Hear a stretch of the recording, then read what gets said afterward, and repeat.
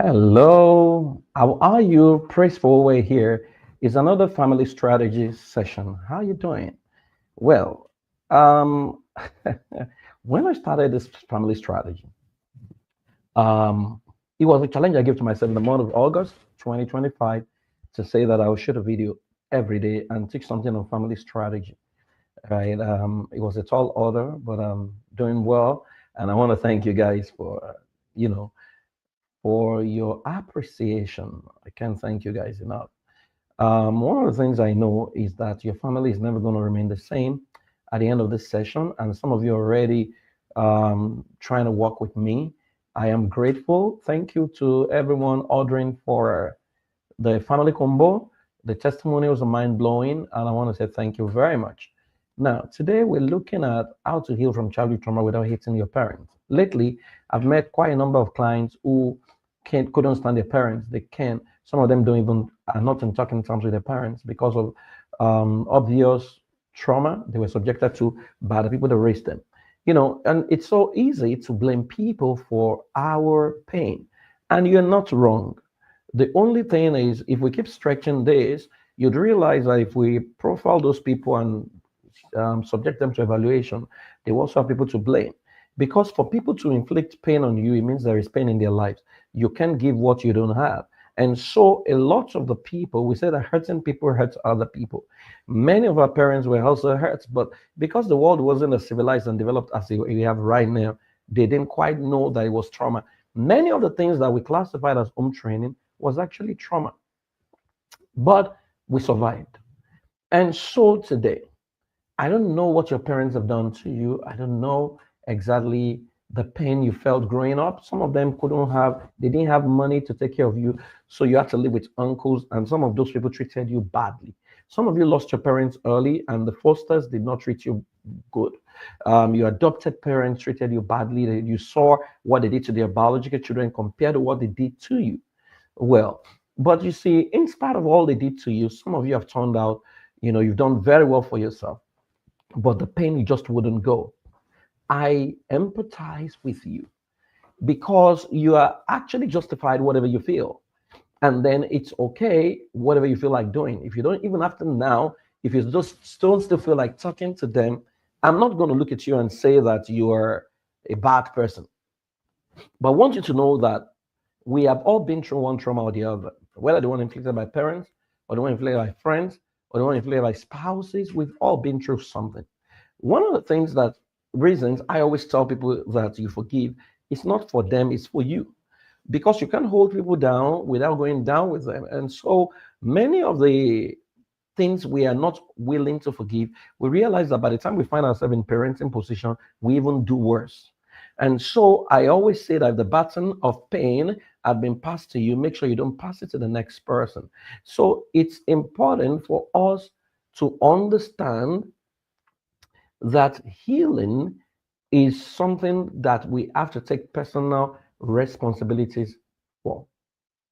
So today, the first thing I want you to do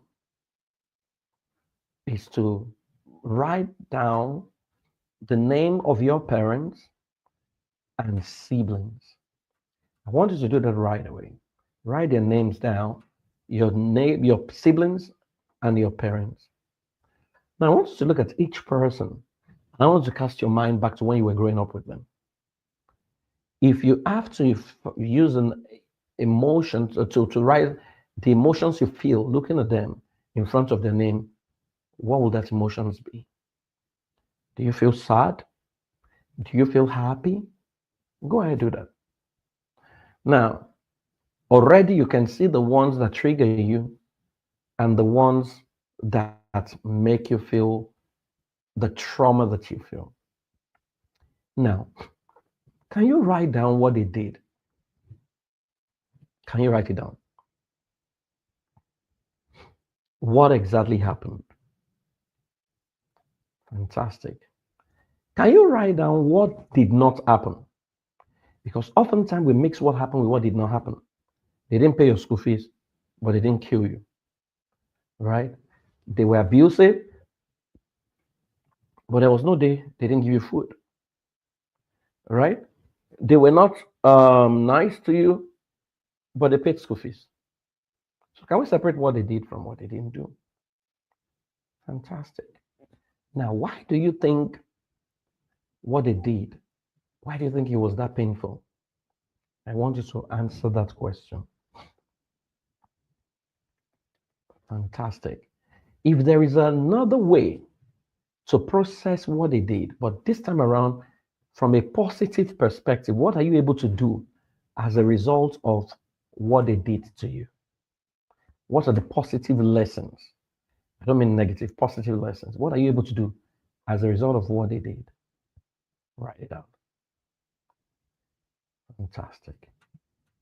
Now, if they did not do what they did, would you have developed those skills or what you're able to do right now? Fantastic. So, what role did what they do or what they did play in who you've become right now?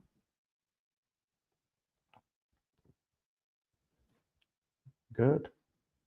Now, if you have to have a conversation with them, why do you think they did what they did? Do you think it was out of wickedness? Did they sit down to say, we're going to be mean to you? Or it was because there was also pain in their own life that they have not fully healed from? Hmm, fantastic. Now, if you have to have a conversation with them wherein you want to attain closure, I want you to imagine them in front of you right now and you're having that conversation.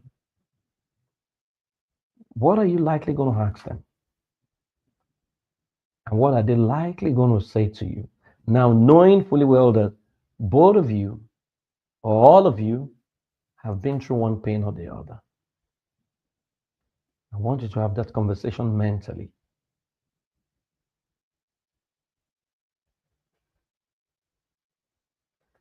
And I want you to see them apologize. If they knew better, they would have acted better. Now, I want to ask you, do you think they were wicked or they were also victims of what was done to them? Because they didn't have access to what you are hearing right now, they inflicted pain on you. What are you going to pass to your own children? Bliss or pain? So, what do you want to do right now? Amazing. Now, so here are the steps I wanted to take. I want you to write your pain story. But the way you're going to write it, you're going to write the pain. You're going to write the forgiveness. And you're going to announce the future you want. You're going to write the pain exactly how it comes to you. You're going to write out the forgiveness process. And then you're going to announce your future, what you're going to do as a result of your healing. Number 2, identify the patterns you must break. Are there patterns in your life already that is looking like trauma in the direction of your loved ones, in the direction of your children, if you're already a parent? Can you identify them? Maybe you now yell or you experience rage when things don't go your way. Can you identify the pattern? Good. Now that you've identified the pattern, how are you going to start saying your children or the people already becoming a victim of your pain? If you see them as mere children, you're going to continue to do it. Or if you see them as there's no consequence, you're going to. But what if you see them as royalties from today? Say, my daughter is a king, my daughter is a queen, my daughter is a king, my spouse is a king, it's a royalty. How about you try that out and find accountability partner to hold you accountable? Good. Then you want to choose healing over replaying. Good. Good. So now I want you to visualize your parents or the people that hurt you. When you think of them right now, what do you feel? If your feeling about them is empathy, it means you've got done it successfully. If you still feel upset, you need to repeat the story or repeat the session. Number four, you might sometimes want to set boundaries with honor. The fact that they hurt you, now you can provide. Don't withhold what you can give to them. If you have to send feeding, upkeep or something, don't withhold that because of what they did. Bible says that if your enemy is hungry, feed them. So you recognize that sometimes you may have what looks like enemies. So set boundaries. They don't have to come to your house, but you can go visit them. Or if you don't want to visit them, your gifts can go in the direction. Right? Sometimes we wait for people to come and say, I'm sorry, when that is never going to come. And so we hurt ourselves when we expect that to come from a people who don't have capacity to do that. So what does the big person do? We forgive and we let go. And the last thing you have to begin to do, you have to ask yourself today, who am I going to adopt? Because you need to reparent yourself. So is there someone whose house you can go and be a child and get a hug where you know this is my safe space? I can go here and just lay low and sleep and wake up. And I know I feel safe there. You need to pick that person. Now, I've taken you through an entire process, an entire framework, and I've made suggestions. I want you to know that people do the best they can with what they know. If people knew better, they would act better. Why did you think Jesus looked at people who were killing him and he said, Father, forgive them for they don't know what they're doing? Why would you say adults don't know what they're doing? It's because they don't know what they're doing. If they knew what they were doing, that was because of them was going to the cross, they wouldn't have treated him that way. So sometimes people don't see our greatness. So they treat us like a lesser being. And that can be painful. But now that in spite of them, God has helped you where you cannot provide for yourself, where you don't have a spouse, or where you don't have a child, or where at least you are reasonably okay, then the last thing you want to hold in your heart is the hurts and the pain that you feel. Because those pain and hurts, if you don't let them go, they become like rocks and they weigh you down eventually.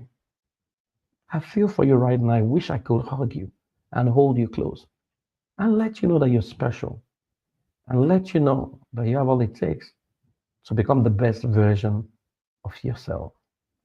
Having said that, you will need a family combo. He has an entire healing session from childhood trauma. So wherever you are in any part of the world, if you order for it, we will ship the two books to you and then three courses. One of the courses has an entire healing framework. And there have been a lot of testimonies from people who have gotten it. See, pain was transferred to you. You must not pass pain to the children or anyone around you. It's time to heal. It's time to forgive. And it's time to move on. You don't have to hate your parents. If the only thing they did was that your mother carried your pregnancy for you to arrive here, and if the only thing your father did was donate the semen, they've done what is most important. You are God's child after all. And God has ensured that you are alive and you have become who you've become. So even if they meant it for evil, God has turned it around for your good. So if good is what you have, extend good in their direction. Thank you very much. I hope this has been helpful. I'll see you tomorrow. Bye bye.